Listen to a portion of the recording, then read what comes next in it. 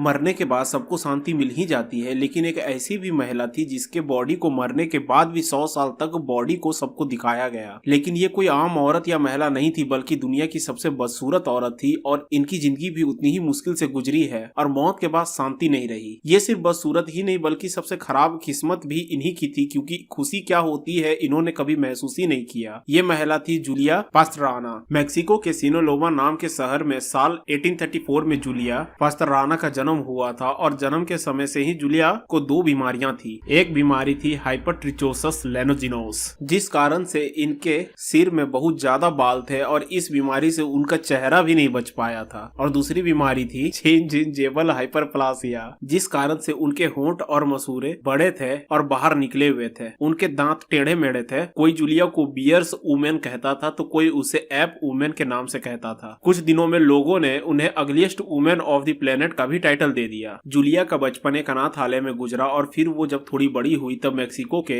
Governor ने उन्हें अपने घर पर काम पर रख लिया, जहां उन्होंने काफी कुछ सीखा, जैसे कि सिंगिंग, डांसिंग और भी बहुत कुछ। कई लैंग्वेज और नए नए भाषाओं को भी सीखा। वो कई बार अपने ट्राइब में लौटने का सोची, लेकिन उनके मन में हमेशा से एक डाउट था कि क्या उन्हें अपने ही लोग एक्सेप्ट करेंगे, क्योंकि जूलिया का मजाक बचपन से ही उड़ाया जाता था। 1854 को जूलिया को किसी ने एडवाइस दिया कि वो अपनी इस फीचर का यूज करके सर्कस में काफी काम कर सकती है। उनको एक ऐप वुमेन कहकर इंट्रोड्यूस कराया गया और उन्हें देखने काफी लोग आया करते थे। इसके अलावा उसके बारे में और भी बहुत उल्टी सीधी बातें मार्केट में फैला दी गई। जूलिया का डांस या सिंगिंग को देखने कोई नहीं आता था, जबकि उसे ये काम आता था, फिर भी उसे कोई देखने नहीं आता था, बल्कि उसके अजीब शक्ल को देखने लोग आया करते थे। जूलिया की शादी उन्हीं के सर्कस के मैनेजर से हुई थी, जो कि काफी ग्रीडी इंसान था। वो जूलिया से बस इसलिए शादी किया था ताकि उन्हें जूलिया को पैसा ना देना पड़े और सर्कस में हुए सारे प्रॉफिट वो खुद ही रख ले। सन 1860 में जूलिया की मौत हो गई थी और वो एक बच्चे को जन्म देने में मर गई थी।